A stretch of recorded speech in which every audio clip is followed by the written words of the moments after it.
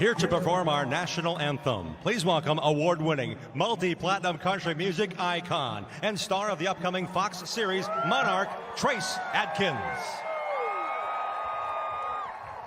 Oh, say, can you see by the dawn's early light what so proudly we hailed at the twilight's last gleaming, whose broad stripes and bright stars through the perilous fight o'er the ramparts we watched were so gallantly streaming, and the rocket's red glare, the bombs bursting in air, gave proof through the night that our flag was still there. Oh, say does that star-spangled banner yet wave o'er the land of the free and the home of the brave.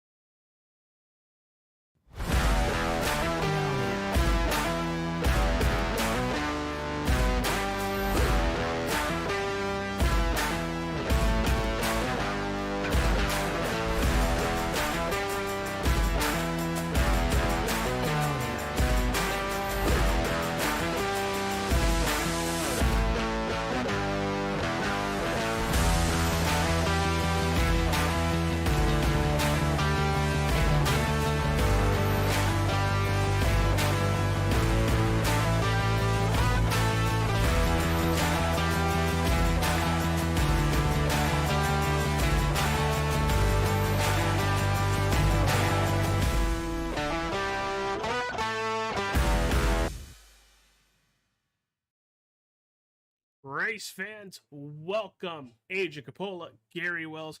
We're going to give you the tale of the tape for tonight's race at Homestead-Miami Speedway. Gary, welcome back, though, in the booth tonight. Yeah, thanks, AJ. Great to be here. Homestead's one of my favorite mountain hats on the circuit. I think we're going to see a lot of great racing here tonight. Tale of the tape, the last few races here, going back to last year, you had the pole sitter Chad Coleman. The race winner was Brian Macklin, started 7th, led the last lap and the most important lap. Chad Coleman went on a tear, and he led the most laps with 19 laps. There were 13 leaders for 15 And he only made it changes. to lap 48. Yeah, and he only made the lap 48 that race. So that goes to show you how competitive last year's race was here at Homestead. 13 leaders, 15 different lead changes. They only had 2 cautions in that race. So from the trends here that we've seen, gonna be a pretty green race here tonight. Last year, or the year before that, in 2022, Hamish Gallagher started on the pole, only led 1 lap. The race was a little less competitive. They only had 7 leaders for 10 lead changes. Bentley Glazer led only 2 laps to take the win. Pedro Mojica led the most laps at 97. They only had 1 caution for the whole race, so fairly clean and green, a lot of long runs in there. So I think we could see something similar to that here tonight. 2021, pole sitter was Daniel Falkingham, and the winner was Daniel Falkingham. He led 97 laps that race. They had 6 leaders for 7 lead changes and 4 cautions for 16 laps. In 2020, it's more of the same here. It seems, 3 out of the last 4 races here, if you lead the most laps, you win the race. The pole sitter was Brian Day. He led 91 laps from the pole and to take on the win. They only had 2 different leaders that day for 6 lead changes and 4 cautions for 16 laps. What's really standing out here to me, even though 2 out of the last 4 winners only led a lap or 2, track position, though, throughout most of this race is going to be very key. If you start up toward the front, you're going to lead a lot of laps. But what's important is if there's a late race caution, or just late in the race for a pit stop, you want to make sure that you're in the right place at the right time. Yeah, it's big 1.5-mile track, a multi-grooved racetrack, and this place does not like those Goodyear Eagles, Gary. And talk about how important it is to protect those tires as we try to get through the 110 lap, 165-mile race tonight. Yeah, we're definitely going to see a lot of tire fall off here. That has been the name of the game. We're going to see these tires degrade to the point where they're going to lose about 2 or 3 seconds from the beginning of the run to the end of the run on tires. So protecting that right front and that right rear, being able to balance those things out. We're going to see trucks all over this racetrack with it being progressive banking. We're going to see drivers try to work that bottom lane all the way up, right up against the fence, ripping the boards, as they say, and everywhere in between. So wherever your truck feels comfortable, wherever you feel comfortable as a driver driving that race truck, that's where you're likely going to see those guys. One person that we should be looking for tonight, if he's in the race, is EJ O'Rourke. He loves to run the top line, and he is going to be running that Larson line here tonight. So that'll be one to watch. Him liking the outside lane is an absolute understatement. Every time we go green, he's right to that outside, and he seems to pass 4 or 5 cars doing it. And it's insane. Until those cars or trucks even out, he is on a tear. And just throw out a little bit more knowledge for everybody.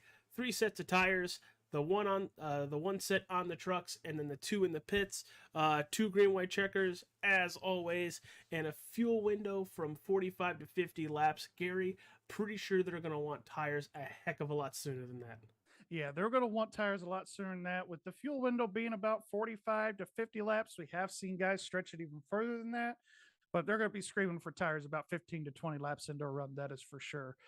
One thing that we're going to really want to watch out for, the start and all restarts here tonight. We've seen these trucks go 3 and 4 wide going into turn 1 at Homestead. I think we're definitely going to see a lot of that tonight, especially as the race goes on. We're going to see a lot more aggression out there. One race of real life that has probably had the best finish at Homestead here, 2012, when you had Cale Gale putting Kyle Busch into the wall on the last lap to win the race. We could see something similar here tonight. We saw something last year where, Brian he caused somebody to get really loose. He also had to make an incredible save himself to take the win. So it's definitely possible here at Homestead, especially if it comes down to a late race restart and people got new tires. They're not going to have a whole lot of grip because those tires aren't up to temperature. So definitely something we're going to have to watch all night long with where people are running and how they get themselves up to speed and those kind of things. It's going to be a fun race. Yeah, and after those 165 miles at minimum, I'm going to go hit the beach. I already got my Hawaiian shirt. I'm going to go relax, have a couple drinks. Gary, I don't know what you're going to do, but hey, I got a cooler full of adult beverages if you want to come over.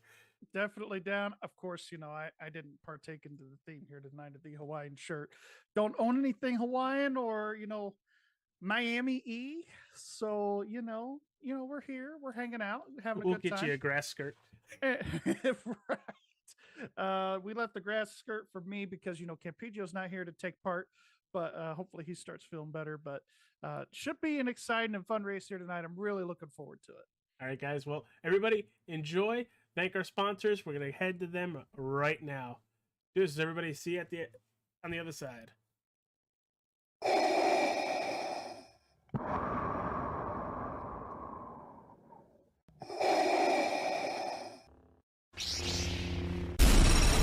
From Mordor to Hogwarts to Gotham, the nerds have come together to create a show for nerds by nerds. Join nerds doing nerd things as they talk about all things nerdy. Stay up to date on the show by liking the Nerds Doing Nerd Things Facebook page. Industries across the board utilize fleet trucks on a daily basis, from your local utility company to your grocery store. And many of these companies choose full-service fleet leasing. With a traditional lease, you're responsible for everything after you get the truck. But a full-service lease includes all the maintenance and other services at a set cost. Regardless of the scope or range of your fleet needs, TranService will engineer a fully customized, full-service fleet leasing solution optimized to your requirements. From asset acquisition requiring no capital investment to the engineering, configuration, and selection of your fleet equipment, to the people, facilities, and equipment to keep your fleet maintained and repaired. TranService gives you everything you need with advantageous fleet pricing based on our national account status, compliance expertise, inspections, licensing, permitting, personal property taxes, nationwide roadside service. We cover it all for you. Contact us today to learn why leading companies rely on TranService for complete turnkey leasing solutions.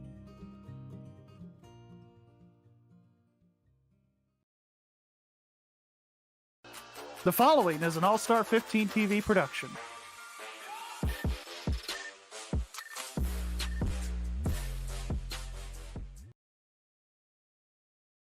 What's going on, race fans, and welcome to All-Star 15 TV. Hopefully you enjoyed our pre-race festivities.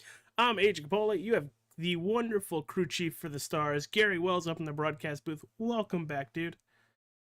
Yeah, it's good to be back here with you tonight, AJ, again at Homestead. Really looking forward to this race. It's always one of my favorite mile and a halves to go to as a broadcaster. We're going to see a lot of good racing here tonight. I'm very excited. Qualifying has just started, and with that just starting, Eric Arnold, one of the first drivers on the racetrack. How important is qualifying, Gary? In our little pre-race 6-minute or so, you mentioned wanting to stay at that front, but how difficult is it to get a good qualifying lap here? Well, it can be pretty difficult here because the tires are very cold for most of your qualifying run. You'll definitely spend your getting up to speed lap and maybe even part of your first lap running the high side. But really where you'll want to be, at least in 1 and 2, is wrapping that white line, damn near painting it around this racetrack. And then in 3 and 4, you could get away with running that high side because it does help keep your momentum for the front straightaway. But tonight, really going to be key to make sure that you get a really good qualifying spot, because really I feel like if you qualify well, you control your own destiny, where if you qualify outside that top 10, you may have to play a little bit more strategy. Yeah, Robert Fieri goes P2, Nelson Rivera P1 34.54, jumping onto Tyler Dalton as he's flying down the back straightaway to finish out his qualifying attempt. He's going to cut it all the way down to that white line and try to keep it there. Looking pretty good. He's going to sail it back up towards the wall out of 4. Will he improve? Eric Arnold takes the pole. Wow, he got better. And so did Dalton on his second lap. Oh, well, they both got good. Nelson Rivera. Well, never mind. Bye, Eric. We'll see you. We'll be seeing you off the front row now. Wes Donaldson there taking that second spot there. 4 1,000ths off. We've seen it here time and again, AJ. Qualifying always so competitive here in the Sim500. You ain't kidding. 1, 2, 3, 33, 37, 38. I'm looking at Shannon Wood loose in 3 and 4. That's probably going to hurt his time.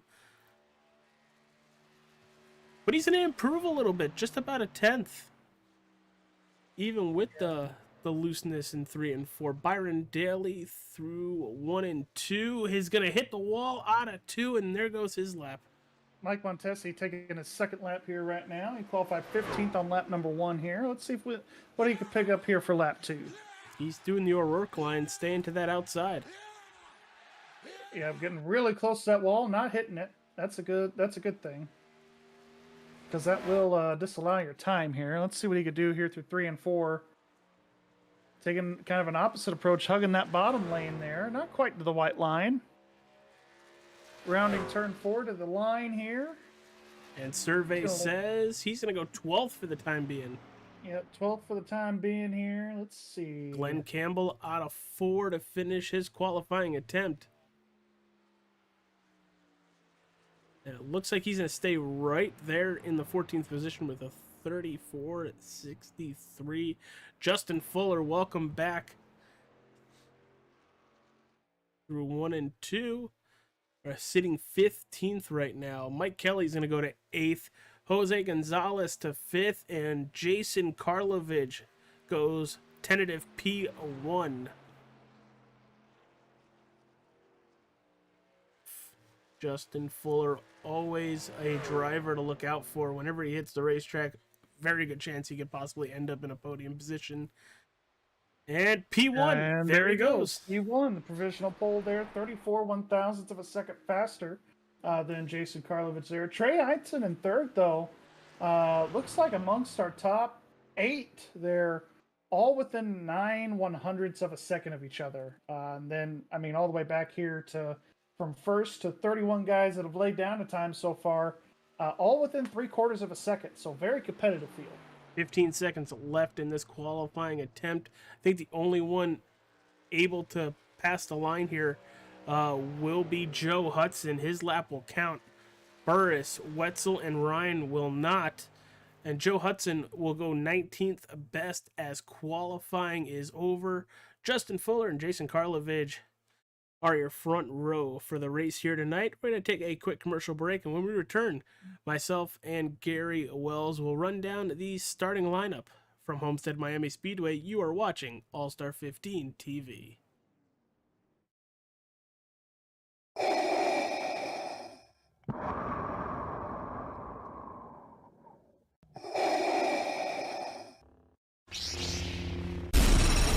From Mortar to Hogwarts to Gotham, the nerds have come together to create a show for nerds by nerds. Join nerds doing nerd things as they talk about all things nerdy. Stay up to date on the show by liking the Nerds Doing Nerd Things Facebook page.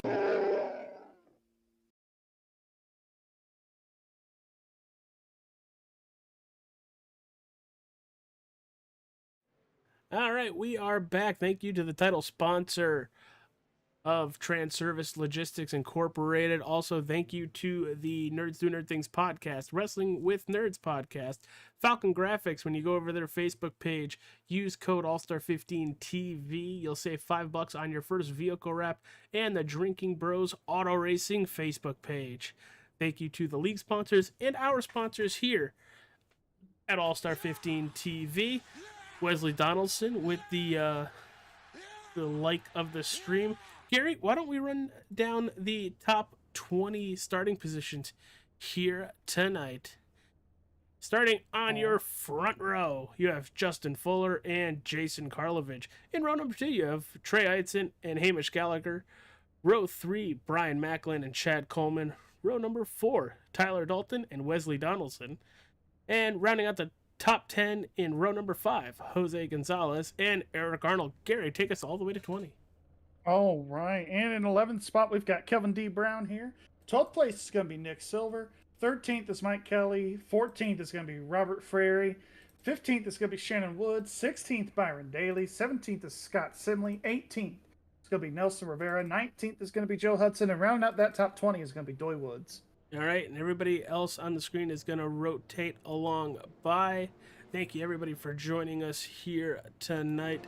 Glad to have you on this Wednesday edition of the Sim500 TranService Truck Series.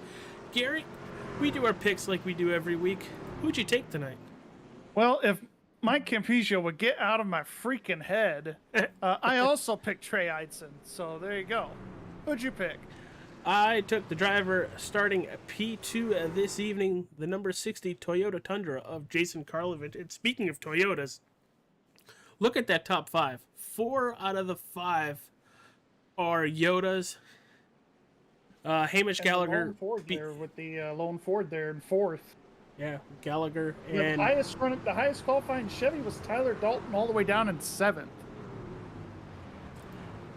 I think we might have a Yoda be strong here tonight, but we'll find out. We have 110 laps to determine the winner, or plus 165 miles as a scheduled distance.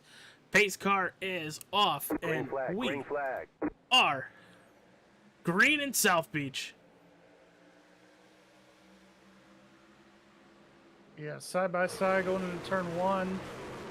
Looks like Fuller's able to get that advantage temporarily here. A little bit of 3-wide action here in the back coming off of turn number 2. Glenn, looks like that's either Glenn Gamble, or Brian Daly up there.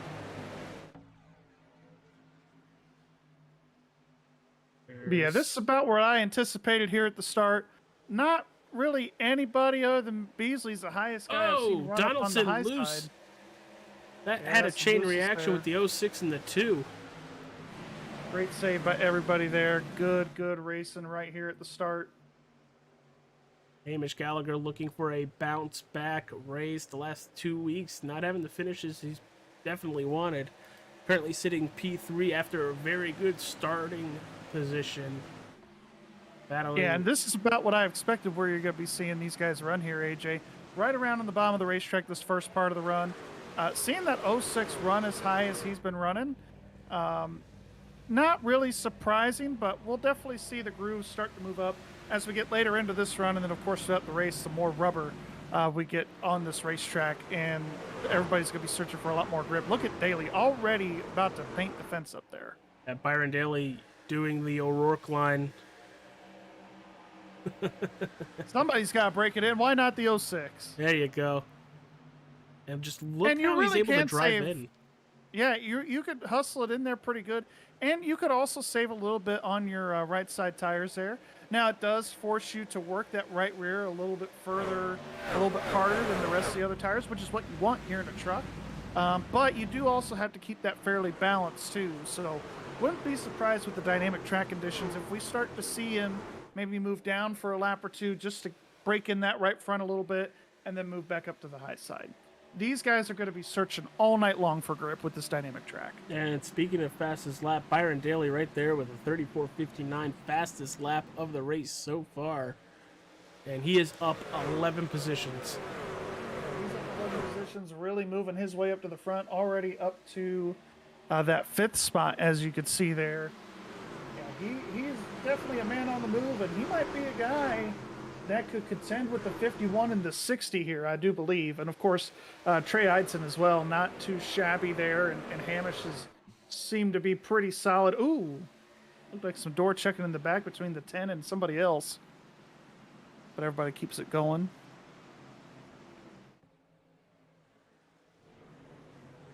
Yeah, they're under a blanket back here.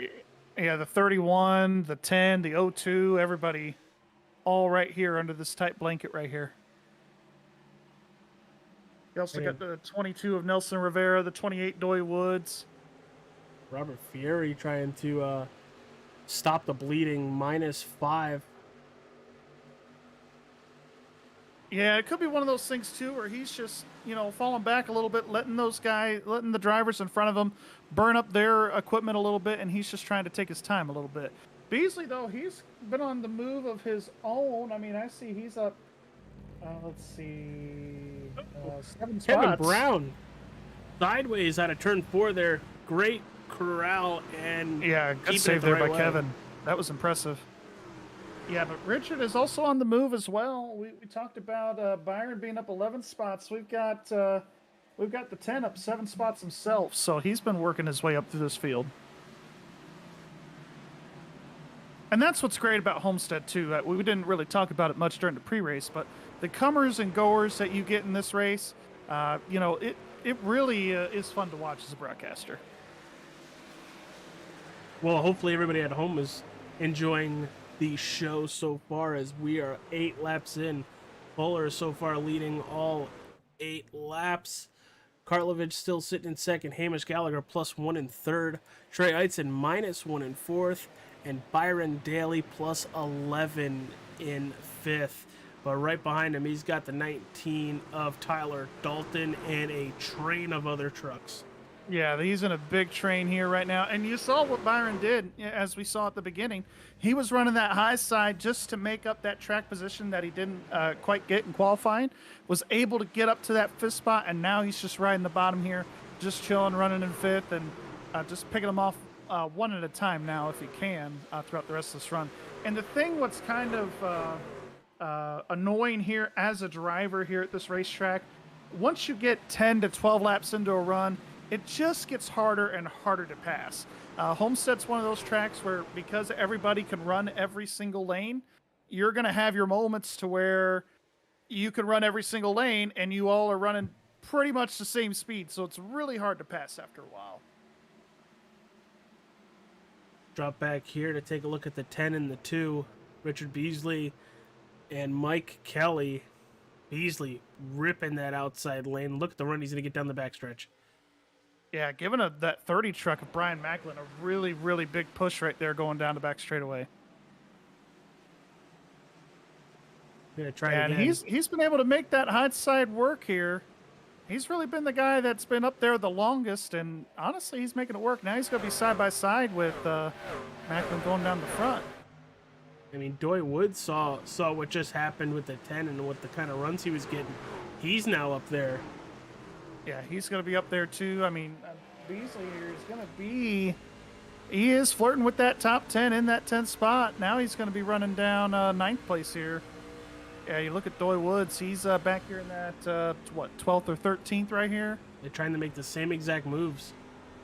Yeah, making the same exact moves, and so far it's working. But you see how he's working the wheel there.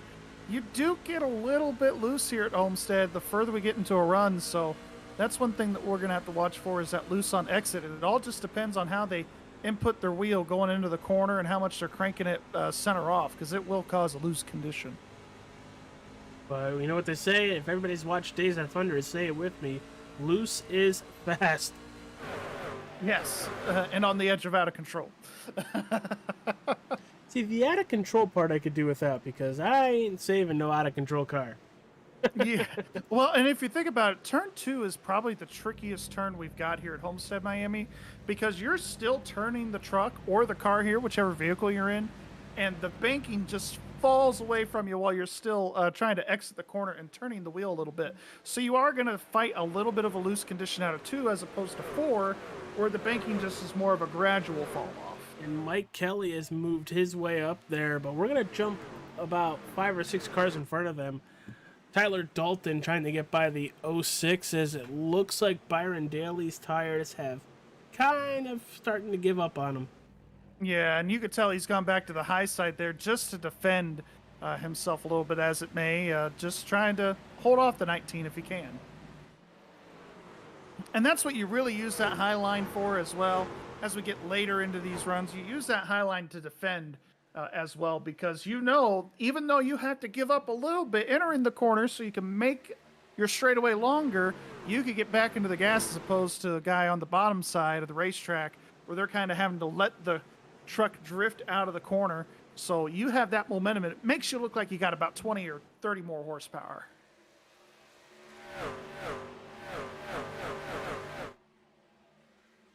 Absolutely flying here tonight. Already on lap 15. And we've seen a lot of battles so far. And there goes Byron Daly around another one, Trey Eitzen. Yep, he's going around Trey Eitzen there. And I had a feeling, you know, Byron had been running the bottom lane there for all those laps. So with him defending around Tyler Dalton, and when he was running the bottom versus the top at the beginning of the race, sometimes it just takes you a lap or two as a driver to get back into the rhythm. If you've been running one lane for so long, then you got to change it. It may take you a little bit to get back with it. Going through the field here, looking for a battle. Eric Arnold trying to get some of his positions back. Trying to get by the 02 of Shannon Wood. Yeah, he's going to be digging here to get around Shannon. And you see here, perfect example with Eric able to just send it a little bit harder on entry, but look at the run the 02's getting here on the exit of the corner. And fighting, it looks like he was fighting a little bit of looseness there too at the exit. He also just blinked out for a second. Yeah, you have that too every once. You know, I was in the race car at some point the end of last week, and I forgot. Chad Coleman in the wall out of 2. I forgot how scary it is to have a car around you blink out. Oh yeah, and not know where they're coming back. It could be a very uneasy feeling for sure. Oh, the 02 sideways. What a save by the 02. I mean, we're watching the Sim500. We're going to see more saves and crashes every week. We sure will. As we are really getting spread apart, we're going to take it to the Wrestling with Nerds blimp cam, and hopefully we can get way backed out. And you can see all the lanes everybody is running as they enter these turns. And you're kind of seeing here, I mean, I mean, with the exception of a couple of people, you're either running the very bottom or you're running the very top. You see Shannon Wood kind of work in the middle. He got And loose you again. saw somebody else. Yeah, he got loose again. You saw somebody else. They were running the high side, but they weren't running the EJ line or the Kyle Larson line. They weren't quite ripping the boards up there. Now, I think that's what's hurting the O2 here out of these turns is because he's not picking a all the way up there or all the way at the white line. I think that's what's really hurting him because the way the truck wants to get out of the turn, he's just pinching it off and not letting it go up. Yeah, and that's one of the things that Scott Ramler and other guys as well, really fast guys here in the Sim500 too, like Fuller. The thing is, you don't want to scrub off speed because when you scrub off speed, you're also scrubbing your tires, which is causing more excessive wear to that right front tire. And when you're running the bottom and you have to pinch yourself off the exit of the corner, that's where you can get into a lot of trouble. Hamish Gallagher trying to slow down Trey Eitzen from behind. Still running that Travis Kelsey, Taylor Swift, Kansas City Chiefs. Oh, I'm sorry. Not Travis Kelsey, Mr. Swift. Sorry. I don't think Joe wanted to hear any of that. He might have just turned the stream off now. Speaking of the stream, thank you everybody for tuning in. Really appreciate you being here. We have a battle for the lead. Yes, we do. A 3-truck battle right here. I've been watching the last couple laps between these three. Former champ Justin Fuller running the bottom, Karlovich running the top, and Byron Daly kind of running somewhere in between. I don't know if we'll see an Atlanta-type finish like we saw on Sunday, but, you know, these guys are running in really, really close here together. Some exciting racing, and you see the 7 and the 13 just kind of lurking there. Here comes the 06. He's going to get a big run on Jason here coming out of turn 2. We just had a car crash out. Yeah, a car crashed out and there was no caution for it. I'm going to take a quick look at that. You're looking at the 95. Ooh! How did that not bring out a yellow? I do not know. That is wild. That's crazy. I don't. Yeah, the drivers are saying the same thing. They're kind of shocked it didn't bring out a yellow.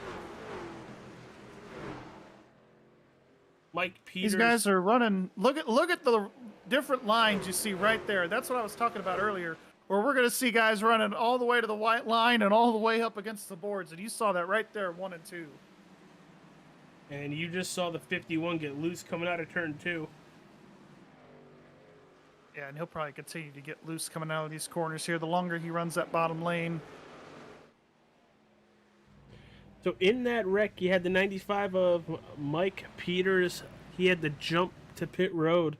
But and the 45 of Paul Jr. Still on the racetrack, right? But a lot of right side damage. Currently sitting in the 32nd position. Yeah, that's one of those things where you get involved into an accident like that, and you want that yellow to come out, and it just doesn't fly. He is over 2 seconds slower than the pack, and that's the 45 of Paul Jr. here. Yeah, that's gonna be tough. He's gonna want a caution, but I think at some point you're gonna have to just swallow your pride and come down pit road and fix your stuff. So it looks like we are holding pretty well on the YouTube side. Thank you everybody for helping me troubleshoot that this last week, especially Joe Hutchings over there with Hutchsport Racing. Ooh. 06 kind of kisses the wall at the exit of turn number 2 there. A kiss is fine. A slap, a punch, a try to removal of the wall, those are ones you got to worry about. Yeah, I was surprised. I thought he was going to hit a little bit harder than what he did, but yeah, now we're kind of seeing. We saw that moment there where everybody was racing side by side, and now it's kind of falling back to single file. And Karlovich is losing a lot of ground here. He's falling back from 2nd to 4th. A lot of ground for him, but Trey working his way back up. He started 3rd, fell back to 4th or 5th there for a little bit. Now back up to that 3rd spot. Tyler Dalton doing a pretty good job on this run. Already up +2 if he can get by the 60. Yeah, and you see where that banking just kind of falls out a little bit there. And these guys are still trying to turn their trucks to make sure they're ready for the straightaway. Why don't we jump on the gyro cam on the 60 so we can see exactly what you're talking about, Gary, as they come out of the turns. Yeah, so you see how he's kind of turning a little bit right there, Woo! getting a little loose. Little correction there, nothing too bad. That's just kind of more to correct the rear end of the truck just to make sure that you maintain your control. And as we pick up the banking here in 3 and 4, he's running that first seam there. And, we got a car in the fence, truck in the fence. It's a 7 of Trey Hudson. We saw that right on board there. And he I is have to look hemorrhaging at spots right now. Yeah, he is hemorrhaging spots. Let's see if we can get a replay there of what happened to Trey. It looked maybe one of those cases where he got loose and probably walloped the fence, my guess. Well, we'll have to see what happened. Looking for it. Oh, yep. He got sideways and did an little overcorrection there. That will get you every time. And you kind of see with the slip angle right there of that 7 truck how he's already turning right happening. Before, Oh, and he just overcooked it ever so slightly. good for him staying up by the wall and letting everybody by. Yeah. A lot of good for driver him. IQ Really there. smart. Yeah, a lot of smart racing there. Just staying to the high side as best you can. Now you see the 7 here. He's down into his pit stall and probably going to park it for the night. Yeah, he elected to tow it the rest of the way there. Looks like Byron already working through some lap traffic, getting ready to pass the boss man, Joey Gattina. Yeah, back to what I just mentioned. You know, you see a lot of drivers on the sim, you know, smack the wall and immediately bounce off, come back into traffic. And good for Trey to not hurt anybody else's night there. Yeah, absolutely. As you saw Joey get a little bit more than just a kiss of the wall at the exit of turn 2. Yeah, that Fuller had to it. make an evasive move right there. Yeah, we're gonna have to stay with. Oh, speaking of Byron, woo! He was turning more right than left there at the exit of turn 4. I saw those white gloves. So we're already 31 laps in, Gary. What are these trucks feeling like right now? Loose. I mean, you can even see it with a few of these guys. You're either really loose or you're really tight. And these guys are going to be looking for that pit stall here very, very soon. You can make it on one stop here. It's doable. If you stretch it out to 55, but not recommended. I think you'll definitely see some of these guys maybe try to split the race into thirds. And I think we could already be seeing that with a 31 who's on pit road.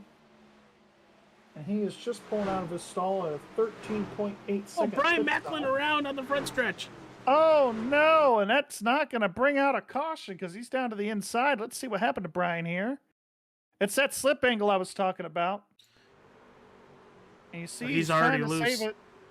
Yeah, and you see he's up on the seam. And from what my understanding is with Homestead, where you see those seams, that's where you're seeing the different variable of banking. You know, so when you're on that middle lane, it's about 18 or 19 degrees and up against the wall, and that above that seam, it's 19 to 20 degrees. he just so it could kissed be one that of those wall things. too. Yeah, and he just kissed that wall. And what you're seeing there is when he's putting his right side tires on that seam, like he did in that corner there, it kind of upset the truck because he was his left side tires were on a lower degree of banking, and the right side tires were on a higher degree of banking. Looking out the rear for Byron Daly, Justin Fuller, almost even lap times. Oh, it's Daly's in the wall out of 4. Yeah, Daly's in the wall there. I just also want to point out, and I'm not kidding as I say this, AJ, the track temp is 141 degrees. Sheesh. So that's also really contributing to the looseness of these trucks. This track is hot as hell. 141 degrees just baking in the sunlight. I mean, it feels good up here in the press box. I ain't complaining. That humidity, though, 43%. That's pretty good for this time of year. Not Yeah, too no bad. kidding. No kidding. Especially since we have it set as May 15th. Yeah, right, with that 43% humidity. That's a great day for Miami this time of Yeah, year. that's what I'm saying. But yeah, Yes. we will definitely see these guys continue to fight a loose condition all night long. Should really starting to see drivers within the next 5 or 10 laps. Yeah, probably a little bit more, honestly. If they're wanting to split it into thirds, they'll Here comes probably Macklin. pit within the next 5. Yeah, Macklin had his own problems. Paul Jr. looks like he had his own problems again. So he got loose. But yeah, I mean, probably the safest spot on this racetrack right now is probably running that high side. Well, yeah, less distance you have to go if you're going to smack the wall. That is very true. Look at Nelson right there. He was running that low line, and you're seeing the consequences of it right there. I feel like Dale Jr. said that one time at was it Michigan or Chicagoland? One of the two. Probably Kansas too. Tire test. Oh, Yeah, but we don't call Kansas. Joe, you know exactly what I'm talking about. this is your cue, Joe, if you're listening. Look at the run Mike Montesi has going into turn 1 right behind Kevin Brown. Hey, you see Kevin Brown right there getting a good run through. Oh! Oh! Never Shouldn't have said mind. anything. Shouldn't have said anything. Getting a good run through turn 2 until he got loose and lost all of the momentum that he Wesley had there. Donaldson on pit road. I just keep watching these guys that are they're more sideways coming out of the corner. They're turning more right than they are turning left around this place. Kevin Brown coming in. I think we're going to see these guys split into thirds tonight because there are just going to be some people that flat out, we're hitting lap 40, can't handle it, I'm coming to the pits. Give me my tires and give them to me now. And you're going to be, what, 2 seconds or probably more faster than the field? Kevin Brown on pit road. Yeah, I mean, we're looking at it here so far. Looking at Byron Daly, he laid down a 34.58 as his fastest lap. He's running 36.7s, 36.8s. So the time here has really, really fallen off significantly at this point.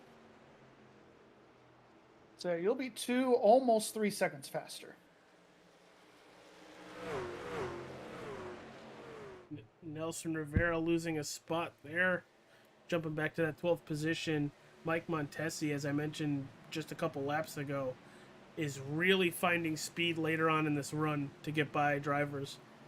Yeah, and he's really just been saving his stuff and just kind of lurking, and, that's really gotten him up into the 11th spot.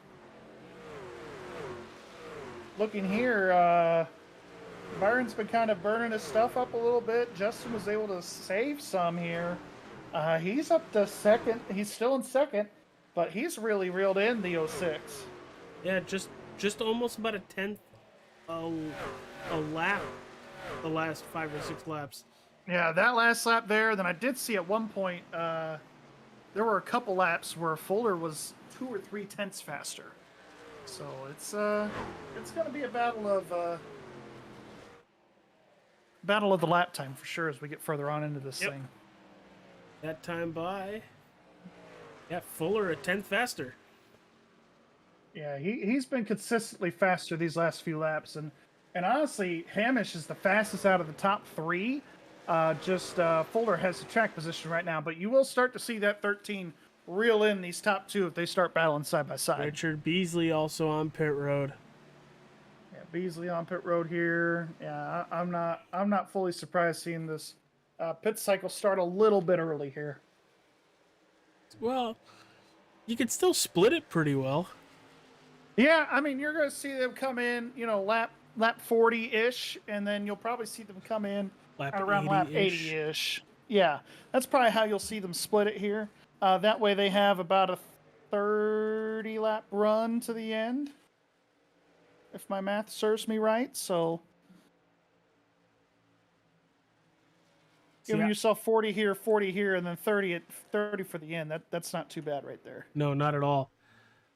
I also wouldn't mind if you could stretch this one and then probably try to make it around another 45 laps. Come pit at 90. That way you have fuel and an extra set of tires you can put on if we need that green, white, checkered.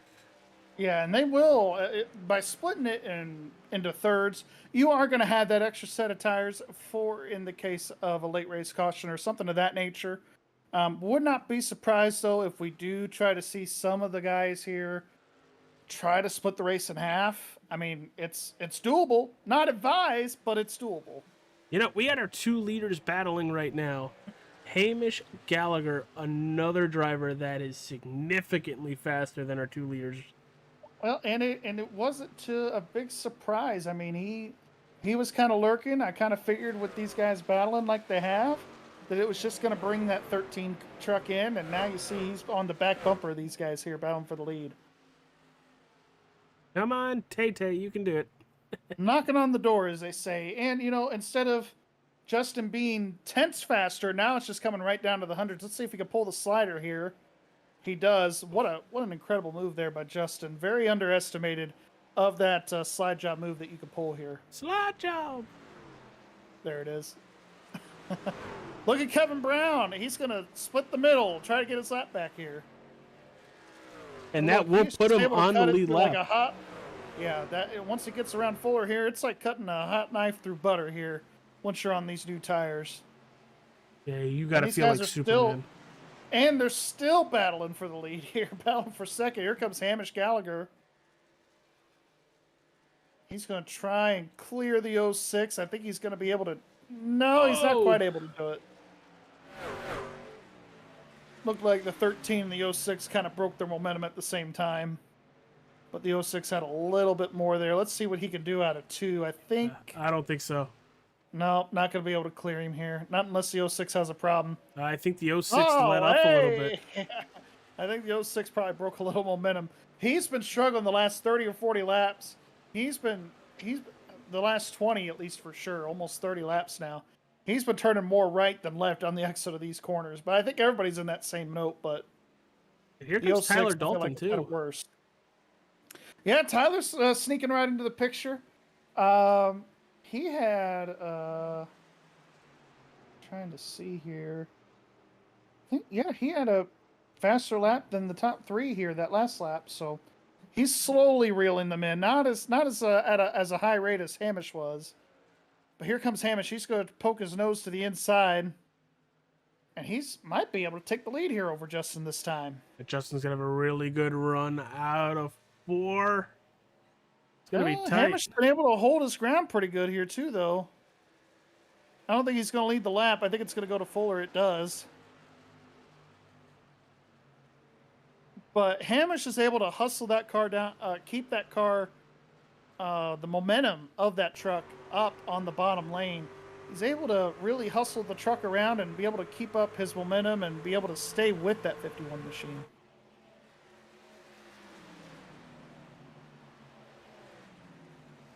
But you know what's funny? We have a Chevrolet, we have a Ford, we have a Toyota, all battling for the lead. The way I saw the 51 go to that inside, I was like, oh, he's coming down pit road. Got it. Cool. Never mind. Nope. Negatory, Ghost Rider. Yeah, and they are 2.5 seconds slower now, almost 3 seconds slower now. Getting to that point here in this run. And you could tell here, Fuller and with Hamish and with Byron here, and Tyler, they're on the one-stop strategy. What it's looking like, which means they got to go to 55 to even attempt it. I think they'll be able to do it because the longer you run here, the more you're out of the gas just to keep the truck underneath you. And it really does help you save some gas. See, the one strategy sounds great. But the track temp is 141 degrees. Exactly. Wait, it's dropped 1 degree. It's now 140. Well, there you go. But it's still slicker than you know what. Yeah. My brain goes, you can get fresh tires twice and be 3 seconds faster than the field. And keep your speed up. Yeah, absolutely. Or you could save your stuff a little bit and do the one stop. It really just depends on where you want to be. my feeling is, as a crew chief, it really just depends on the flow of the race and where my driver's at in the field. If he's running top 5, I'm going to keep him out there. But if we're running 10th or 12th or 15th, that's when I begin into my driver's head at around lap 30, lap 35. Hey, we could split this race into thirds. You want to split this race into thirds? Wouldn't you have to be coming into the race with that strategy already determined? Well, you would have that strategy in the back of your mind. Really just depends on where you're at for qualifying. And that's how I would break it down with my driver beforehand.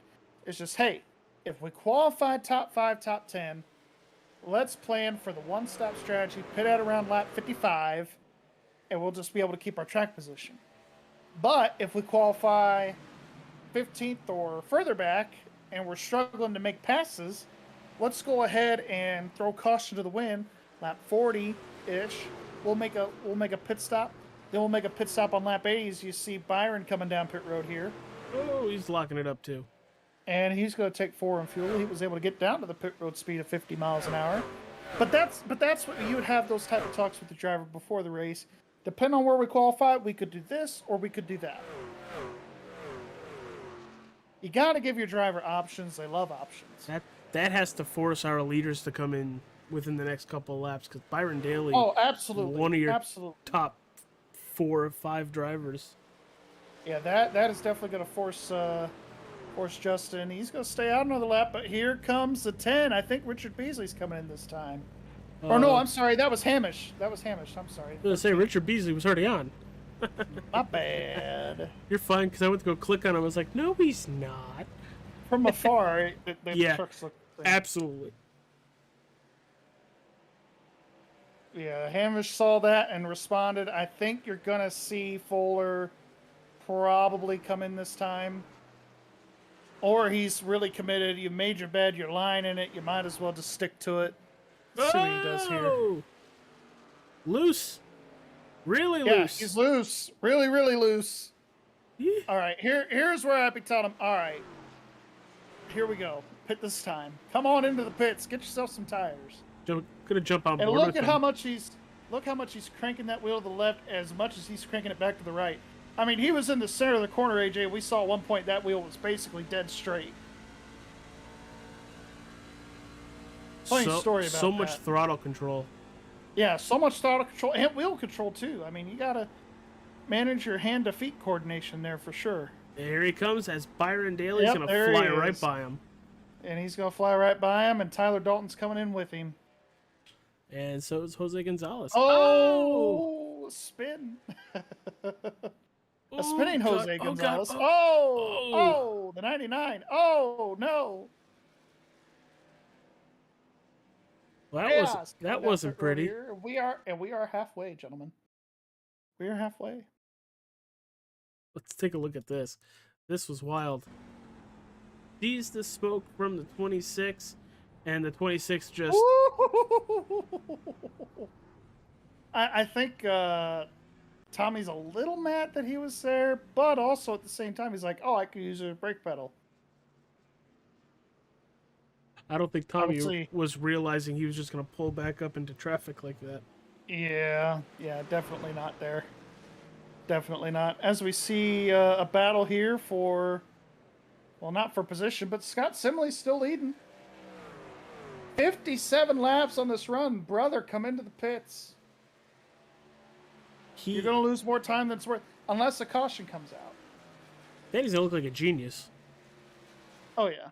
But we haven't had any cautions yet. You just jinxed it. Oh, here he comes. And here he comes. Caution. Oh, I'm just kidding. I was looking for it. That would be funny. That would be funny. Got to get one of those cameras like Fox has now. Just a picture of the light. When we get close to the end of the race. When we get to the close to the end of the race, that's right. That's funny. I forgot they had that.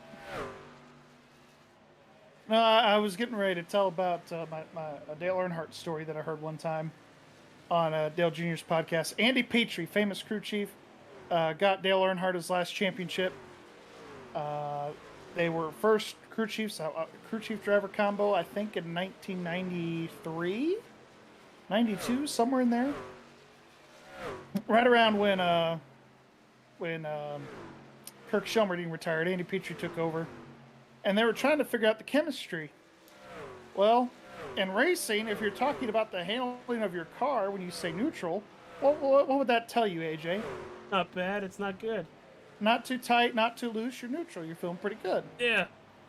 Well, Dale Earnhardt, when he'd have his hands in the middle of the steering wheel and he's in the middle of a corner and he has the wheel straight, he calls that neutral. Oh, Jesus. And so Andy Petrie finally realized, oh, neutral means loose. Because he's talking about where he has his hands on the wheel in the middle of the corner. Dale Earnhardt was.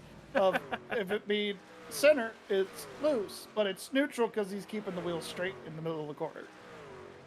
That's actually kind of funny.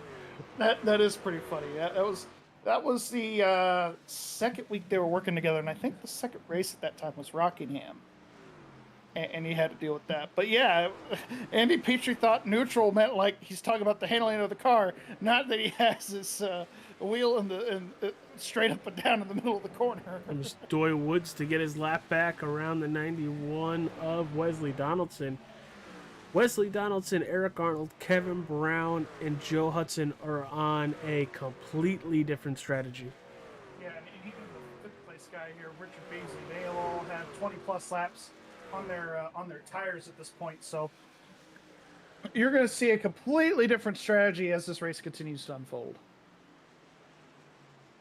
Robert Fieri getting his lap back. Here comes the 26 Jose Gonzalez, trying to gain some ground back after his mishap on pit road. And even though we are past halfway, we still have 22 trucks still on the lead lap. Which that's just going to grow the more people get by this top four.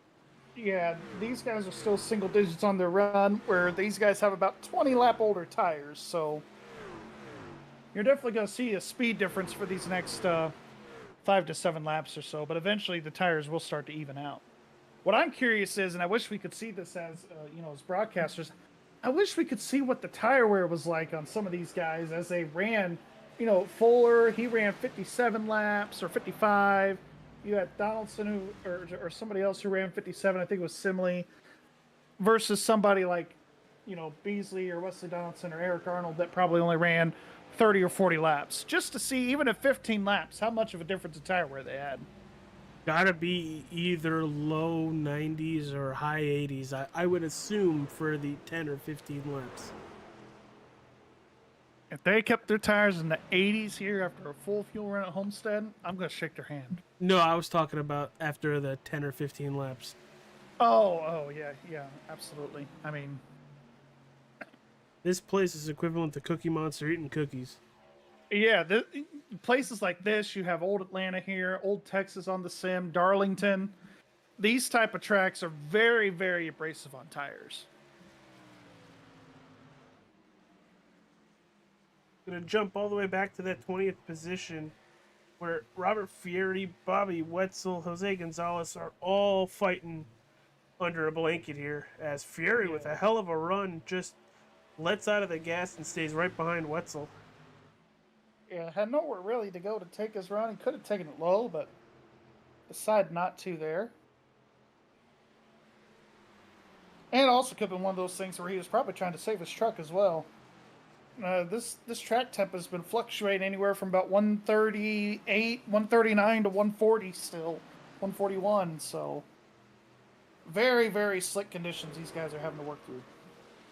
Now, just the difference between our top four drivers who came down around the 35 lap mark. Lap time wise, 36.6, right around there. Hamish Gallagher, a full second faster. Same thing with Byron Daly. And Justin Fuller, a full second faster.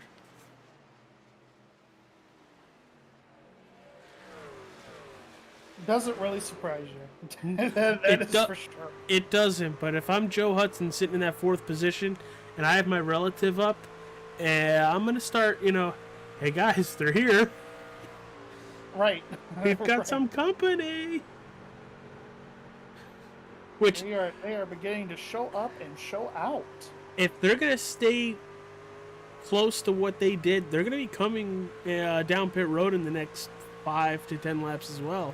Well, it looks like Fuller and Hamish. I mean, they paid. They're on 11 laps on this run, and Well, Donaldson's 30 laps, 36 Byron's laps for on Eric Arnold, 9. 29 for Dal- Kevin Brown.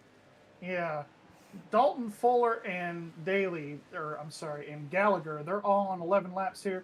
Byron Daly's on 9. But yeah, if you look here, Donaldson and Brown, they're both on 30, 31 laps, and Eric Arnold's on 37. So it's yeah, it's gonna be not as much of a difference. Well, actually, no, it is going to be quite a bit of difference. I mean, that's 20 laps, almost 30 laps difference on your tires there. But you're definitely going to see a guy. Eric Arnold was the first one to pit, and you see the result of that. He's running in second right now. He's probably going to be the first one to pit here again, I would imagine, the next couple laps.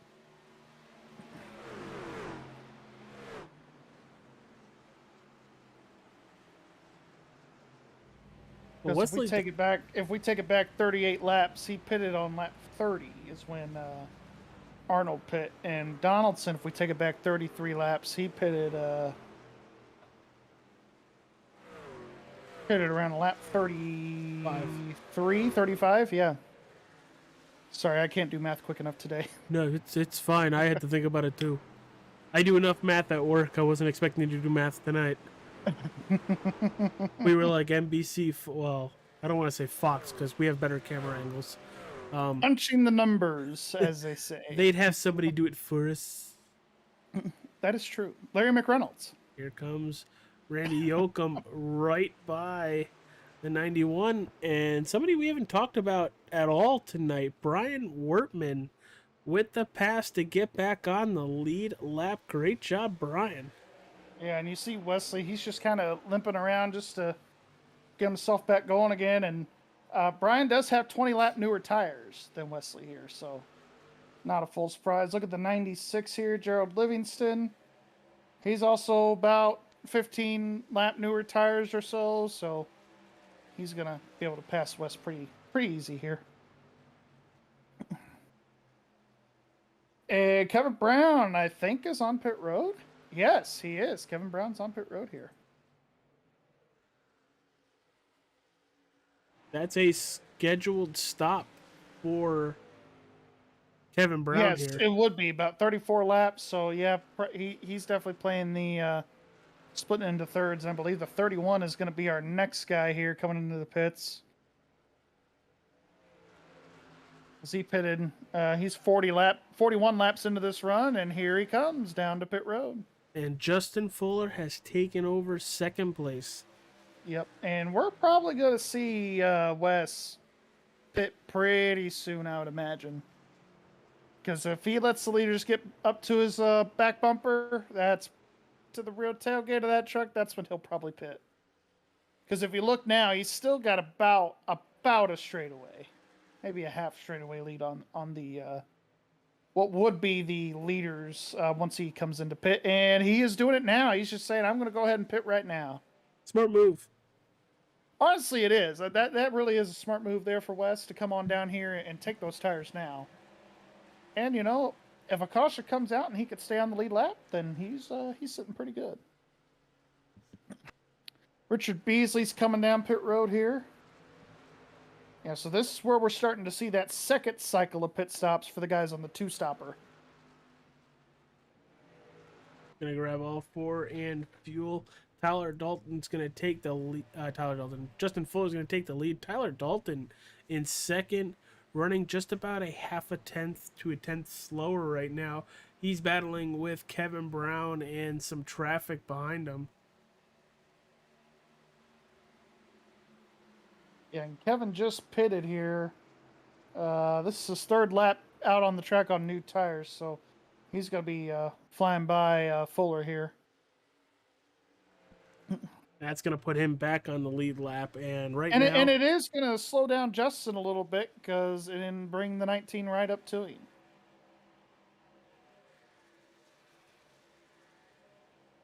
There you see Tyler running the middle lane, Hamish painting that white line, and Byron Daly up against the wall. I mean, I'm pretty sure just call that the Byron Daly line tonight. EJ's unfortunately not here, but Jesus, he's flying. Yeah, he's using it just as good as EJ would. That is for sure. Well, and you think about it again. We talked about in the pre-race about how these guys have all these options here at Homestead, and you're seeing it right there. You know, guys running different lines to make their truck work and where they're comfortable and all that. So here comes Eric Arnold split in the middle between these two. Again, he just pitted, so he's going to be flying by the 19 here and the 51 when he gets to him. It's almost like you've got it on these different pit strategies, and Joe's probably going to slap me in the face for this as I make this comparison, but it's almost like multi-class racing, where the guys on really new tires, you've got to worry about the slower traffic and the slower class cars. It's almost like when you have fresh tires on, you're running a GTP car where everybody else is driving a GT3 or even a GT4 car, depending on how old their tires are. I know I'm probably going to get slapped for that analogy later, but that was the best thing I could think of.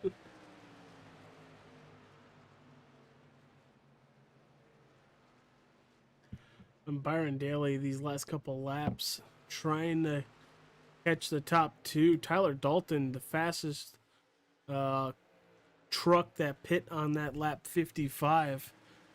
And he is closing in on Justin Fuller. But dropping back just a little bit to take a look at the number 9 plus 19 positions from the start. Bobby Wetzel sitting in 14th. He's got to be happy that he's fought up this far, and he's looking to make more out of it. Yeah, definitely looking to make more out of it. I would not be surprised if we see Wetzel knock down a top 10. I mean, he's knocking on the door of 13th here with Nelson, so maybe this could be a night for him to where, you know, able to break into the top 10. Maybe we'll just have to see how the rest of the race is going to play out. As we got a battle for the lead here. Ding ding ding. Between the 19 and 51. See that inside lane. I don't feel like you can get a run built up. We've seen it all race. You know, you can be down there and everything. You're running fine. But when you try to go for a pass, you need to force the issue to get yourself on that outside. Yeah, and Hamish, I think, has really been the only truck, in my opinion, one of those guys that's been able to be committed to that bottom line, stay there, and be able to make passes on the bottom lane. Get out of my head. I was just thinking that. That's what we're here for. That's why we work so well together. You know, I say that all the time. I love having you up in the broadcast booth. I know you have prior engagements and everything to do with Hutch Sport and another league, or just want to relax, depending on what night. I love having Mike up here. We're doing so well as a group, but it's nice to have a change for a night. Like, I was no offense, Joe. No, not at all. Get better. Keeping the seat warm for you. Please come back. Not at all. No offense at all. Like, I love having him up here, but I don't get to do this with you that often anymore. Yeah, that is a very true statement. That is a very true statement. But hey, you know, you gotta enjoy when it happens. Exactly. Enjoy the moment. And well, we got Tyler here. He's going to try and take a different approach to passing the 51. Yeah, like I said, see how he exited through there a little higher, a little more of a run, and he's putting it to that outside. He goes. He's going to the high side. I was kind of surprised that Justin didn't hit the didn't try to be a little bit defensive there and run the high side that time. I think it's also still early. Let the 19 burn his tires. Still, yeah.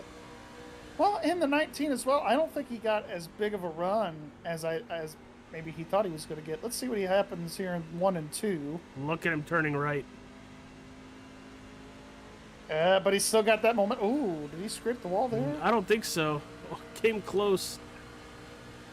Let's see. Got to be able to take it to the inside. That's giving Fuller the outside lane. I don't know. One of those things like you watch on CBS Sunday. I don't know, Jim. Both veterans of the Sim500 TranService Truck Series. Who led that lap? Who did it? Tyler Dalton by 1/1000th of a second. Led that freaking lap. Way to go. Would have taken that for the finish. Beat that NASCAR. Right.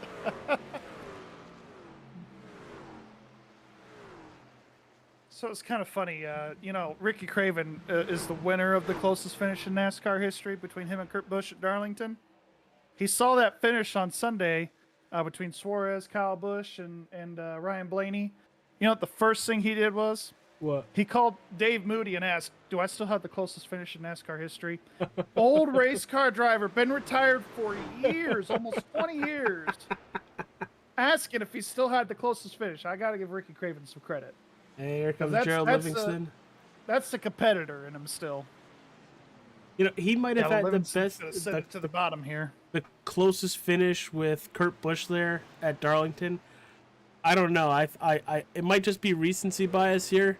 I think a 3 wide to end the race is better than a 2 wide to end the race. Well, absolutely. Well, I mean, if you think about it, the Truck Series for years at Daytona, there was a 5 or 6 year stretch where every single truck race at Daytona ended with a 3 wide finish. And then you got to go that back was- to one of the Indy races. I think it was the Xfinity race where they ended a stage 4 wide. Yep. And if you think about it, the Freedom 100 in 2014, they were 4 wide, or 2013, they were 4 wide. And I think that was the closest finish in IndyCar history. Definitely in Indy Lights history, that Freedom 100. That was a fantastic race. Even, Talladega in 2011, they were 4 wide for like 3rd at the end of that race. So a lot of good close racing finishes over the years. And you also think about it, LMP2, I think it is, a couple years ago at Daytona, was settled by a fender. So Hell, this last year was the 23 hours, 23 hours, minutes, yep. and 30 seconds of Daytona. They just wanted to rig it so Porsche would win, so Joe would be happy. wow. Shots fired. I tell him that all the time. He messes with me about Newgarden winning the Indy 500 on a technicality. Byron Daly getting to the back bumper of Tyler Dalton. I so hope he's listening. Sweet comment. Just comment one time, Joe. One time. Here comes the run with the 06 coming out of 2. Yeah, I think Tyler kind of burned his stuff up a little bit here. Byron's going to try to make a move here now. We're getting toward the end of this thing. Yeah, I'm already. Yeah, we haven't had any cautions. We got 24 to go. I don't care. Chaos. Where's TJ? Probably playing some Probably. game. Or bowling, That's Tuesday and Thursdays. Ah. Kind of sad that I know his schedule. I mean, you've known him for, long time. I knew him a long time. You love him long time. $5. $5. But thank you everybody for tuning in tonight. Hit that like button, subscribe to the All-Star 15 TV YouTube page. If you're on Facebook, hit that like button too. Also follow the page. You won't miss another race. Starting Monday, it's the Extreme Forces Racing League's Next Gen Series Back? at Daytona. They're Gonna back? start off strong, yeah. All right. Anybody in the booth with you on Mondays? Unfortunately not. Oh, man, it's going to be tough. Yeah, it's gonna be very tough. I took the bullet there because RFM needs to have that 4-car team. Hey, got to have it. Well, good luck to the Rocky Faith boys. I don't know who's driving for you this season, but You got TJ in the car, Ryan in the car, not Joshua Yandow. Joshua Yandow just got traded to another team. Michael Steele? Michael Steele, I thought I saw that on Facebook the other day. Y'all were wishing him a happy birthday. and Taylor Watson. Ah, okay. No Dean Demmer? Dean Demmer has taken an advisory role with the team when it comes to practicing and getting the setups under control. You guys doing open setups, sir? No, they're fixed. They're trying to get the Okay. setups for the races, Ah, gotcha. getting them worked out. Gotcha. I'm looking forward to it. Here comes Beasley down to the bottom, past Joe Hudson. I don't even know if this is for position. I couldn't No, even tell you. well, for Joe Hudson it is, but they're a lap down right now. Yeah, they're a lap down, working the lanes here. Woo! Woo! That got really close. Yeah, ooh. I think closer than anybody else would have liked it to be. No kidding. The 43 of Joe Hudson The putting it 43 right is to the back bumper of the all- leader. I thought he kissed the back bumper of the Oh, 51. he did. Oh my goodness. He did. And here comes the push from Byron Dale. Oh, God. Oh boy. Oh boy. Well, we wanted to talk about a caution. This might be it. 3 wide through turn 1. Not sponsored. I mean, anybody else Moo. want to sponsor me? I could use a couple extra bucks. And I do a great job putting businesses over on the channel. This is true. You do. You really do. Drinking Bros Auto Racing Facebook page. You into anything racing? Formula One, NASCAR, IMSA. Great forum for just talking about racing. Falcon Grafix.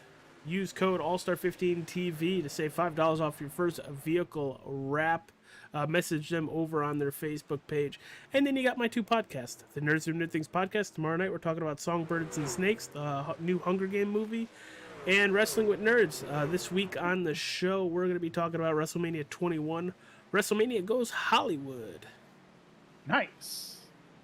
Well, you did forget one more thing that happens on your channel.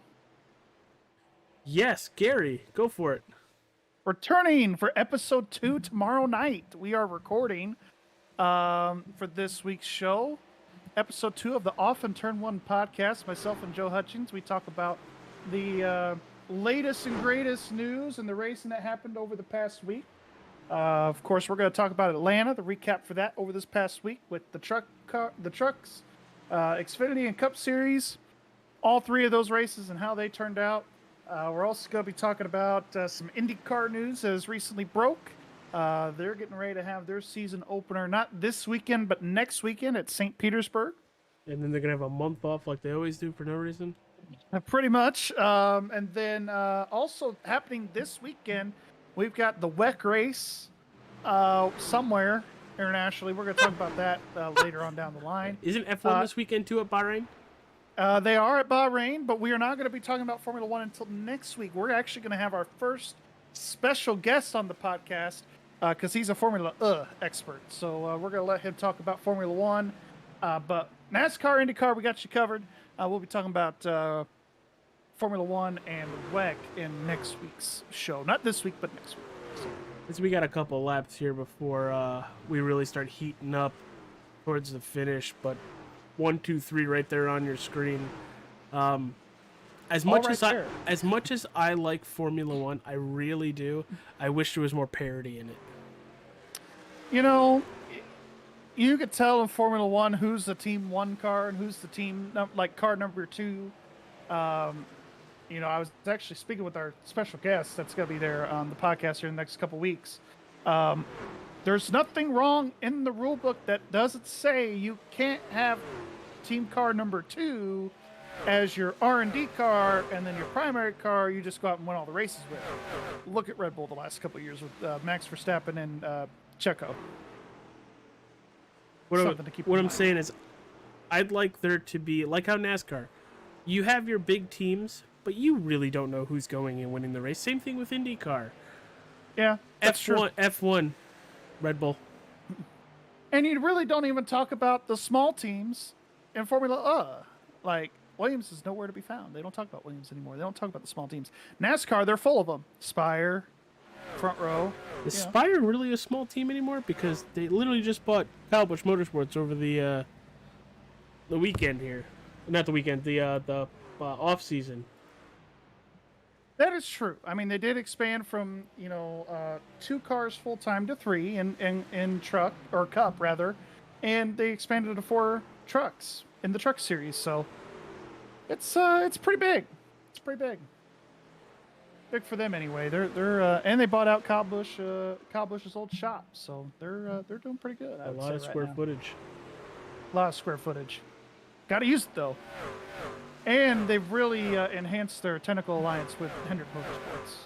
So that's always a plus. That is always a plus. Our 3 leaders here under a second. You have to go back almost 4 seconds to Hamish Gallagher. And then Scott Simley. Good for Scott Simley. Up 12 positions, riding around in that 5th position. Let's see. Our first driver to come down on lap 72, working that two-stop strategy is currently sitting P10. Yep, currently sitting P10, and honestly, he'll work. I think he'll be able to work his way into the top 10, but I don't think it's a race win and move. Not tonight, anyways.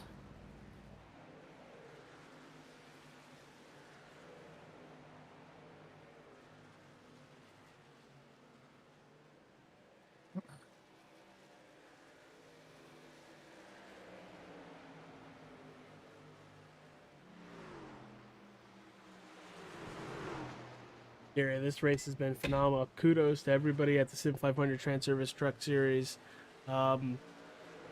Always a pleasure broadcasting them, and it's always fun to watch. Mike Kelly +7, riding in 6th, trying to hold off literally everybody behind him. Yeah, literally.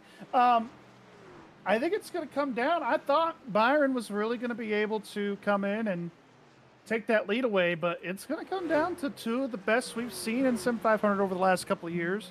A previous champion with Justin Fuller, and you got Tyler Dalton here. Won a lot of races, been really competitive and up front, so it's going to come down to the final lap, I think. You're not going to see a guy like Tyler Dalton move Fuller out of the way. That's just not his style. But I do predict that it's going to be very, very close coming to the start-finish line. Absolutely, with Fuller Like getting that loose out of 1/1000 margin that we saw a few laps ago, where Tyler Dalton got the lead that lap by 1/1000th of a second. Would not be surprised if it's a photo finish at the line between these two. Stay tuned after the race. Speaking of We'll talk to our Tyler, podium here he finishes. comes. Here he is to the inside of the 51. And of course, we will be talking to our podium finishers after this here on All-Star 15 TV. Yeah, baby. Side by side out of turn 2. Oh, Fuller looked like he got a little bit loose, so that's going to help Tyler. I was gonna say, I don't think Tyler will move him, but I don't think he'll have to. He'll just arrow move him. Yeah, pretty much. I mean, we will see that here. We've seen that many times before on iRacing. Fuller trying to make that outside lane work, but he's really having to hustle that truck, and Tyler's going to take the lead. Fuller was so sideways, I thought he was going to wreck that thing. Here they are, side by side again, going into 1 and 2. They're really showing that the bottom has really come in here late in this race, because that high side really isn't working for either of them. Wonder if they keep Tyler with battling. a crossover or trying to cross over. Oh! Gonna see a little bit of a block here. Here comes Tyler down to the bottom of the racetrack. Fuller trying to make that outside line work. Sent it And the up more there. that they battle, it's going to bring in the third place guy. Ah, the 51 on the wall. He's going to scrape the wall. Here comes the 19 to take the lead. 6 to go. And they're still faster than Byron Daly. You wouldn't think they would be, but they are by 2 or 3 tenths. But I think Byron's having to deal with some traffic. 51's loose. Loses. Sideways all the way down to the apron. Dalton, How is he staying on track? Dalton just needs to breathe. He's got 0.8 of a second and growing. His race to lose right now. Daly coming down pit road. Oh, he's coming down pit road. Interesting. Maybe he didn't have enough fuel to get to the end. That sucks. That's gonna put him Or was he possibly a lap forced? down. Oh, it's definitely gonna put him a lap down. That's gonna be interesting. I'm kind of curious what happened to the 06 there. Well, that opens it right up for Hamish Gallagher to take third, but he is 4 seconds back. Almost 5 seconds back. Yeah, I think Fuller's just trying to get to the end of this race. Them battling side by side like they did. Tyler definitely had the more tire advantage there. Even though they're on the same lap, I think Tyler just did a better job of saving his stuff compared to Justin. And Justin was so sideways there a couple times where he's really burnt off the whatever's left on those right side tires. Absolutely. 52 laps on this run. Everybody fourth, our top 4. I mean, Scott Simley 50 laps, Hamish 54 laps, and our top 2 here 52 laps on this run. about to start their 53rd lap as we come to 3 to go.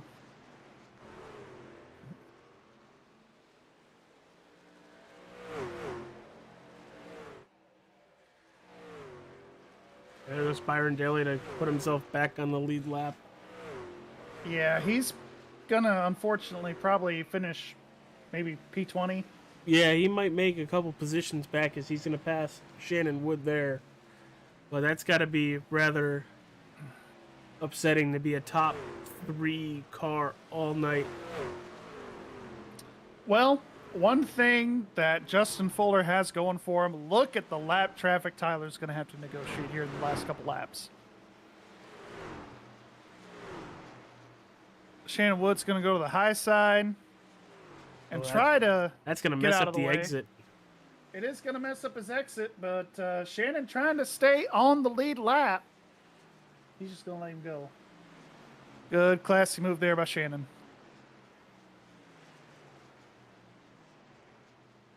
And we've got your white flag coming to it. Tyler Dalton will take the white flag this time.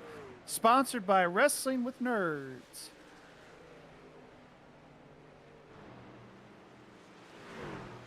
Coming to the white flag this time. 2.5 lead over Justin Fuller. A little more, you know. Coming out of turn 2, Shannon Wood loose behind him. He doesn't care about that one. Down the back stretch. He could basically coast from here. Take your time. Don't mess up your marks.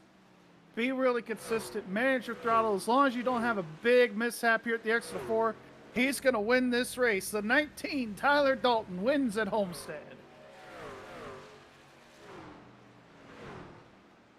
Coming up second, Justin Fuller. Third, you have Hamish Gallagher. Fourth, Wesley Donaldson. In fifth, Scott Simley. Mike Kelly, 6th. 7th, Glenn Campbell. 8th, Nick Silver. 9th, Chad Coleman. And rounding out that top 10, Tommy Ryan. And it looks like Byron Daly might crack the top 20 here. Coming off of 4 for the final time. He just passed the 3 truck, I believe. So that is going to put Byron, very disappointing night for him tonight. Going to finish 20th. All right, everybody. Before we get to our podium interviews, we're going to take a quick commercial break and say hi to the TranService Logistics Incorporated. Industries across the board utilize fleet trucks on a daily basis, from your local utility company to your grocery store. And many of these companies choose full-service fleet leasing. With a traditional lease, you're responsible for everything after you get the truck. But a full-service lease includes all the maintenance and other services at a set cost. Regardless of the scope or range of your fleet needs, TranService will engineer a fully customized, full-service fleet leasing solution optimized to your requirements. From asset acquisition requiring no capital investment, to the engineering, configuration, and selection of your fleet equipment, to the people, facilities, and equipment to keep your fleet maintained and repaired. TranService gives you everything you need, with advantageous fleet pricing based on our national account status, compliance expertise, inspections, licensing, permitting, personal property taxes, nationwide roadside service. We cover it all for you. Contact us today to learn why leading companies rely on TranService for complete turnkey leasing solutions.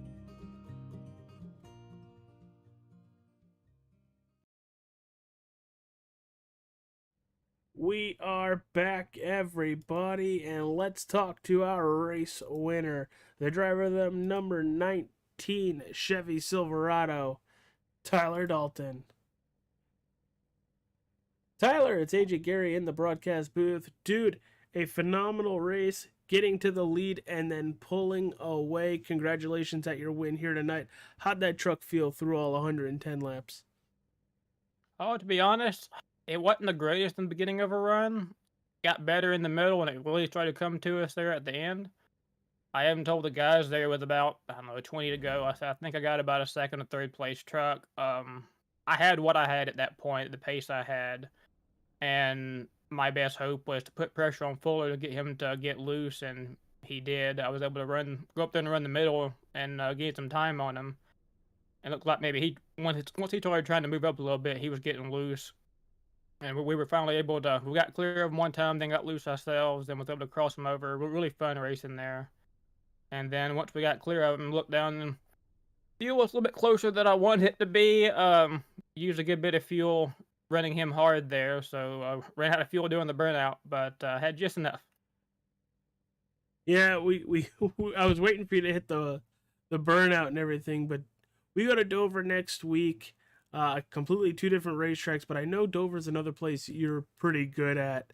What are we to expect when we hit the Monster Mile? Yeah, Dover is another good track for me. Just like Homestead, this is where I got the first Xfinity win of the year.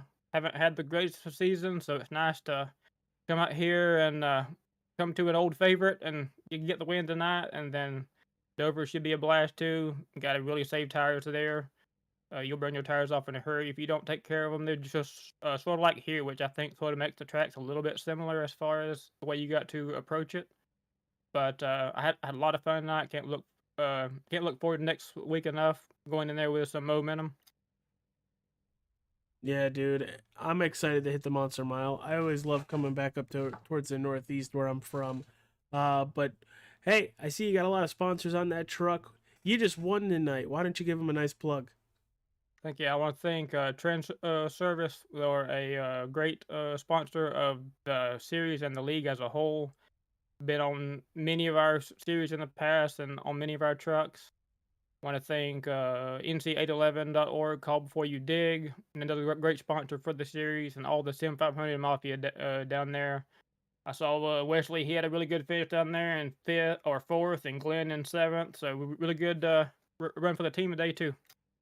All right, brother. Well, congratulations. Enjoy your time down in South Beach at the Homestead-Miami Speedway area. And we'll talk to you next week at the Monster Mile. Hope so. Thank you.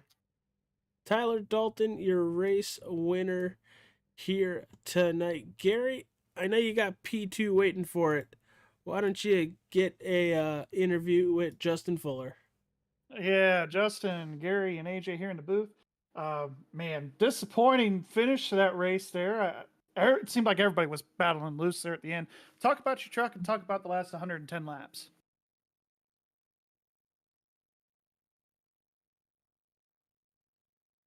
On the long runs was a win in itself. I'm usually pretty good here at hot lapping, and then I kind of fall off during the race. So figured I'd probably just be battling for 7th to 8th place tonight, or 7th to 10th, somewhere in that range, honestly.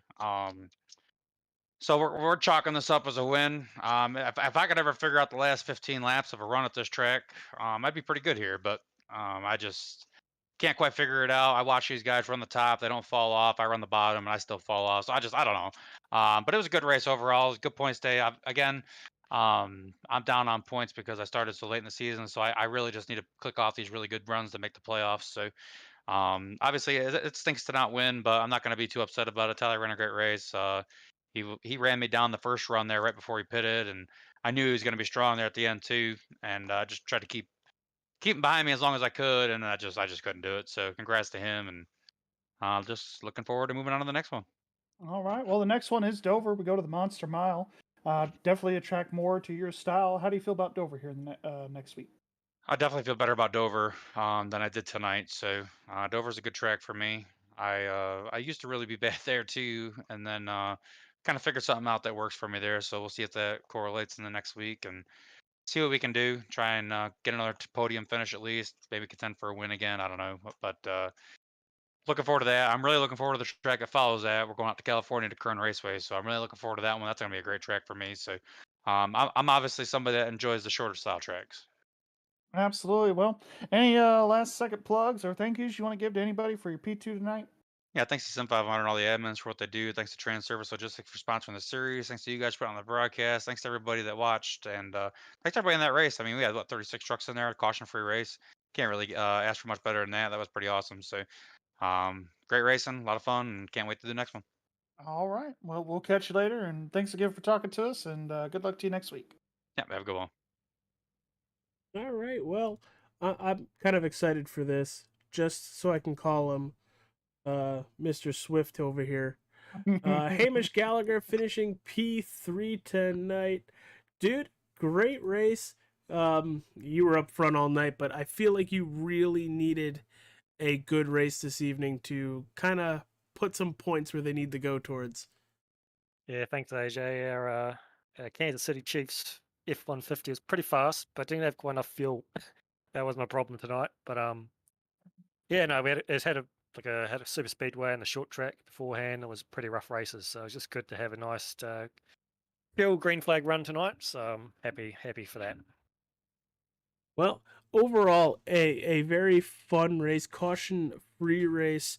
Saw a lot of trucks getting loose throughout the race. How did that number 13 feel later on in that run? Were you having that same issue? Were you returning right more than you were turning left?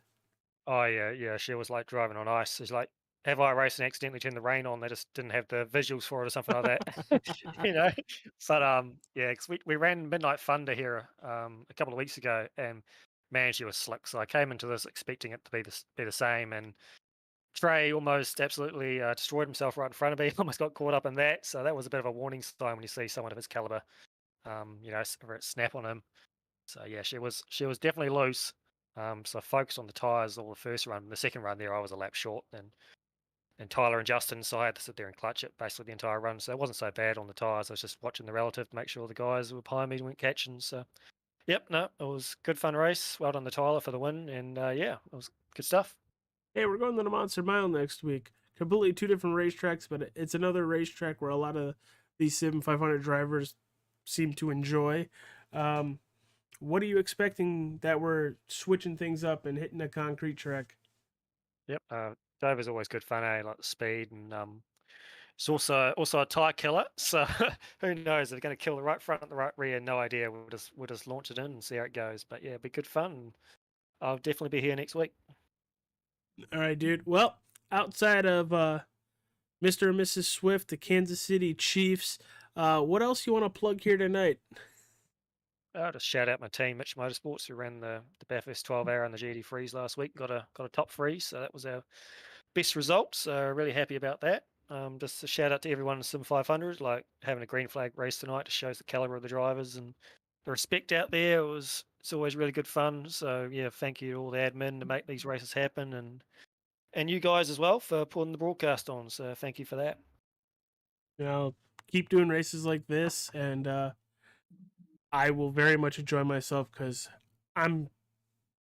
we're right down the street from South Beach here. I'm gonna go enjoy a couple adult beverages and enjoy the rest of the night with Gary over here. So, Hamish, congratulations on your P3, and we'll see you at the Monster Mile next week. Gary, take us home, my friend. Yeah, Homestead here tonight. Really good race, clean race throughout, caution free. I was kind of thinking there would have been a caution or two, but these guys were able to keep it clean and green all night long. It proved with Justin being able to dominate vast majority of this race. With Justin there, it's not about how you start; it's about where you finish. Tyler was able to seal the deal tonight, coming from that 7th spot and taking the dub. But AJ, great race tonight. I think Dover is going to put on a very similar show next week. All about the tire savings there too. So, and like Hammer said, you're either going to burn the right front or you're going to burn the right rear. You got to pick the lesser of two evils.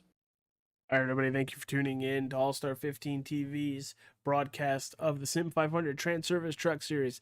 Tyler Dalton wins tonight's race. Justin Fuller in second. Hamish Gallagher coming home in third. Those are your podium drivers. Next week, like you heard, we're at the Monster Mile, Dover, Delaware. Be there, be square. Hit that like button. Subscribe to the channel. Follow if you're on Facebook. Gary, thank you for joining me. And everybody, stay safe, stay cool. And Scott, I missed you in the chat tonight. Yes. Bye, everybody. See y'all. Industries across the board utilize fleet trucks on a daily basis, from your local utility company to your grocery store. And many of these companies choose full-service fleet leasing. With a traditional lease, you're responsible for everything after you get the truck, but a full-service lease includes all the maintenance and other services at a set cost. Regardless of the scope or range of your fleet needs, TranService will engineer a fully customized, full-service fleet leasing solution optimized to your requirements. From asset acquisition requiring no capital investment to the engineering, configuration, and selection of your fleet equipment, to the people, facilities, and equipment to keep your fleet maintained and repaired. TranService gives you everything you need with advantageous fleet pricing based on our national account status, compliance expertise, inspections, licensing, permitting, personal property taxes, nationwide roadside service. We cover it all for you. Contact us today to learn why leading companies rely on TranService for complete turnkey leasing solutions.